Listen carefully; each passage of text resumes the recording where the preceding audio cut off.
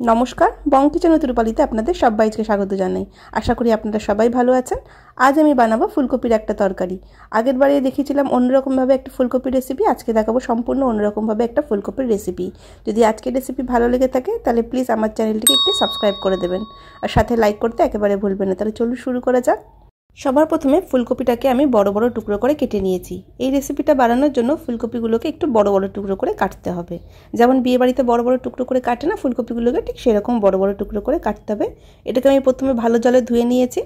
এবার একটা পাত্রে আমি জল গরম করতে দিয়ে দিয়েছি। এই জলটাকে কিন্তু ফোটাতে হবে। এবার এর মধ্যে আমি দিয়ে দেবো নুন। ছোটো 1 চামচ মতো দিয়ে দিলাম। এবার জলটাকে ফুটিয়ে নেব ভালো করে। এবারে আমি এর মধ্যে ফুলকপির টুকরোগুলোকে দিয়ে দেবো। দিয়ে এটাকে নাড়াচাড়া করে 2 মিনিট ঢাকা দিয়ে রেখে দেব, যাতে ফুলকপির মধ্যে কোনো যদি পোকামাকড় থাকে তাহলে সেগুলো যাতে বাইরে বেরিয়ে আসে সেই জন্য। এটা ফুটন্ত গরম জলে আপনি দেবেন, এটা দিয়ে তারপর জলটা ফোটাবেন না।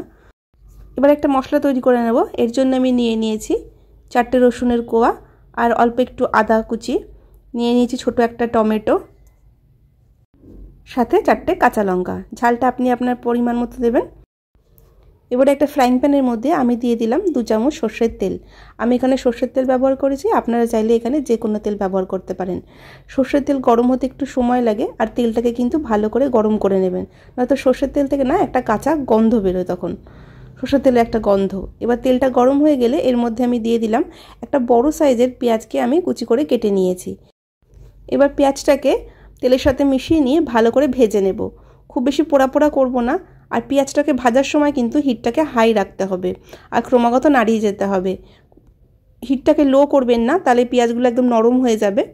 তো এটা দেখুন হালকা এখন গোল্ডেন ব্রাউন হয়েছে। তো আমি এই অবস্থায় এর মধ্যে দিয়ে দেবো কিছু কাজু বাদাম। আমি কাজু বাদামগুলোকে ভিজিয়ে রেখেছিলাম। তো কাজু বাদামটাকেও আমি এবারে পেঁয়াজের সাথে ভেজে নেব। হিটটাকে হাই করে নিয়ে ভাজবো, যাতে পেঁয়াজগুলো একেবারে নরম না হয়ে যায়।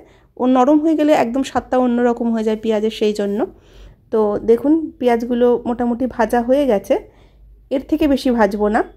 তো এবার এটাকে আমি তুলে নেব। তোলার সময় তেলটাকে ছেঁকে তুলতে হবে। আমি তুলে নিলাম। এবার এর মধ্যে দিয়ে দেবো আরও 1 চামচ তেল। এবার তেলটাকে গরম হতে দেবো।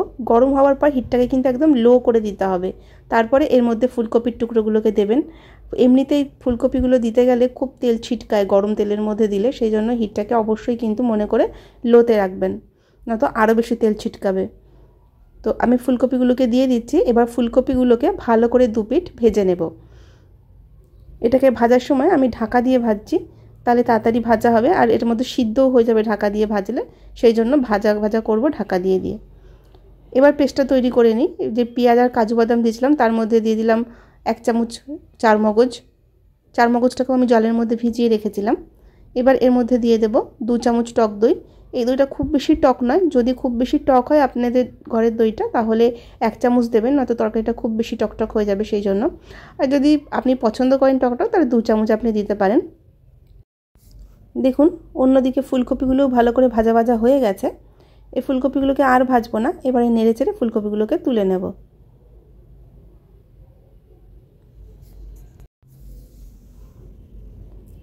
এবারে আমি এর মধ্যে দিয়ে দেবো আর একটু তেল, বড় 2 চামচ। এই ফুলকপির তরকারিটাতে একটু তেল বেশি লাগে, এমনিতেও ফুলকপির তরকারিতে তেল একটু বেশিই লাগে। তো এবারে আমি এর মধ্যে দিয়ে দেবো তেজপাতা। তেজপাতাটাকে একটুখানি ভেজে নেব তেলের মধ্যে। এবারে যে আমি টমেটো, আদা, রসুন আর লঙ্কার পেস্টটা করেছিলাম না, সেটা এর মধ্যে দিয়ে দেব। এর মধ্যে দিয়ে এটাকে ভাজা ভাজা করে নেব তেলের সাথে ভালো করে। এবার এই তেলের মধ্যেই আমি দিয়ে দেবো কাশ্মীরি রেড চিলি পাউডার। তেলের মধ্যে যদি কাশ্মীরি রেড চিলি পাউডার দেওয়া হয় না তাহলে রঙটা খুব সুন্দর হয়। আর দিয়ে দিলাম অল্প একটুখানি হলুদ গুঁড়ো, কাশ্মীরি লঙ্কার গুঁড়ো দিয়ে এটাকে ভালো করে নাড়াচাড়া করে ভাজা ভাজা করে নেব, যাতে মশলা আর তেলটা আলাদা আলাদা হয়ে যায়, সেরকম টাইম অবধি ভাজা ভাজা করে নেব এটাকে। দেখুন মশলা আর তেল এখানে আলাদা হয়ে গেছে। এবার এটাকে নাড়াচাড়া করে নিচ্ছে। এবারে এর মধ্যে আমি দিয়ে দেব যে কাজু বাদাম, পেঁয়াজ আর চারমগজের পেস্টটা করেছিলাম না, সেটা এর মধ্যে দিয়ে দিচ্ছি। পেস্টটা একটুখানি টাইট আছে, সেই জন্য এর মধ্যে বাটিটা ধুয়ে দিয়ে দিলাম একটু জল। এবার পেস্টটাকে ভালো করে মিশিয়ে নেব সমস্ত কিছুর সাথে। এই রেসিপিটা বাড়িতে একবার ট্রাই করে দেখবেন, খুব ভালো হয় খেতে। এবার এর মধ্যে কিছু মশলা দেব। সবার প্রথমে আমি দিয়ে দেবো বড় 1 চামচ ধনের গুঁড়ো, ছোট 1 চামচ জিরের গুঁড়ো, অর্ধেক ছোট চামচ হলুদ গুঁড়ো। এবার এই মশলাগুলোকে দিয়ে ভালো করে তেলের সাথে নাড়াচাড়া করে নেব সব মশলাগুলোকে। আর এটাকে যতক্ষণ না মশলা আর তেল আলাদা হচ্ছে ততক্ষণ এটাকে ভাজা ভাজা করে নেব। দেখুন মশলা আর তেল আলাদা হয়ে গেছে কিছুটা। এবারে এর মধ্যে আমি দিয়ে দেবো নুন। নুনটা আপনি আপনার স্বাদ মতো দিতে হবে। আর দিয়ে দিলাম ছোট 1 চামচ গরম মশলার গুঁড়ো। সাথে দিয়ে দেবো অল্প একটুখানি চিনি। এটা পুরোপুরি অপশনাল, কিন্তু চিনিটা দিলে না স্বাদটা ভালো হবে। এবারে এর মধ্যে দিয়ে দিলাম কাসুরি মেথি। কাসুরি মেথি হাত দিয়ে এরকমভাবে ঘষে দিলে স্বাদটা খুব ভালো হয়। এবারে আমি ভেজে রাখা ফুলকপিগুলোকে এই মশলার মধ্যে দিয়ে দেবো আর ভালো করে ফুলকপির সাথে মশলাগুলোকে মাখিয়ে নেব। দেখুন এটা একদম শুকনো শুকনো হয়ে যাচ্ছে, সেই জন্য একটুখানি জল দিয়ে দেবো যাতে পুড়ে না যায়, সেই জন্য মশলাগুলো, সেই জন্য একটুখানি জল দিয়ে দিলাম। এবার জল দিয়ে ভালো করে মিশিয়ে নেব। এটাকে ভালো করে নাড়াচাড়া করে দিয়ে ফুলকপিগুলোকে এই অবস্থাতেই ঢেকে দেব আর একদম লো হিটে 2 মিনিট হতে দেব ঢাকা দিয়ে। দেখুন 2 মিনিট ঢাকা দিয়ে লো হিটে রেখে দিয়েছি। মশলা তেল সব আলাদা হয়ে গেছে, ফুলকপিগুলোর সাথে মশলাগুলো ভালো করে লেগেও গেছে। এবারে আমি এর মধ্যে দিয়ে দেব কিছুটা পরিমাণ জল।